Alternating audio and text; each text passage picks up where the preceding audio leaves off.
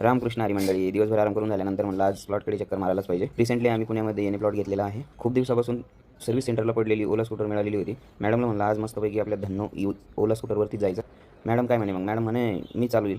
खटकन डोक्यात विचार आला की यांनी चालवल्यापेक्षा प्लॅनच कॅन्सल करून टाकू. जसा खटकन विचार मनात आला होता तसं पटकन भीती वाटली. इकडे मॅडमला गाडी शिकायची होती म्हणून त्यांना तिचं चालवायची मजा येत होती. पाठीमागं माझी भीतीनेच हात खराब झाली होती. पण म्हणलं आता गप्प बसण्यातच आपली मजा आहे. मग मानपासून सूसपासून असं मुखेड आणि नेकलेस पॉईंट घेऊन आम्ही गोटावडे गावात पोहोचलो. प्लॉटकडे जाताना आम्हाला जवळच ऑर्चिड स्कूल लागते. ऑर्चिड स्कूलपासून अवघ्या 1 किलोमीटरच्या अंतरावर हा प्लॉट घेतलेला आहे. हिंजेवाडीकडून पिरंगुटकडे जाताना समोर नदी लागते. नदी क्रॉस केल्यानंतर नदीलगतच हा प्रोजेक्ट आहे. प्रोजेक्टचे नाव सिल्व्हनस्केप बाय ग्रोस्केप. ऑपोजिटलाच मुळशी ॲग्रो टुरिझम आहे. आपल्याला लेफ्ट घ्यायचा आहे. सारे एनी प्लॉटिंग प्रोजेक्ट बघून झाल्यानंतर आणि लिगल गोष्टी व्हेरीफाय केल्यानंतर आम्ही येथे एनी प्लॉट घेण्याचे ठरवले.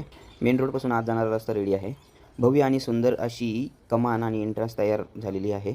घरापासून निघाल्यानंतर आणि मॅडमच्या पाठीमागं बसल्यानंतर धडधड करत असणारं काळीज प्रोजेक्ट लोकेशनला गेल्यानंतर आणि गाडी मस्त पार्क केल्यानंतरच शांत झालं. कमानीतून आत आल्यानंतर हा ओपन स्पेस एरिया असणार आहे. जिथे इंटरनल रोड असणार आहे तिथे आता सर्व्हिस लाईनचं काम सध्या चालू आहे.